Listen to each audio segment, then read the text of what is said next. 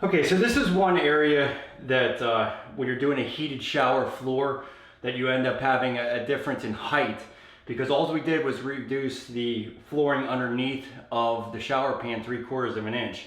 And that pan is actually 1 inch thick. So if you put teacher heat on top of it, you're gonna be 1/4 inch off. So you can see here with my level coming out here, I'm about 1/4 inch higher in the shower area than I am in the outside floor.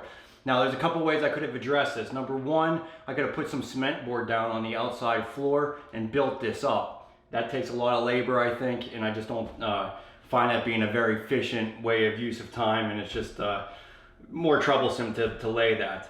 The second option would be just a floor level, the outside floor, and that's what I'm gonna do now that I have all the heated wiring in. I'm just gonna bring the floor leveler up to the height of my curbless shower, and now we'll solve that problem. Now I'm not gonna waterproof my shower area until I get all the floor leveler done first.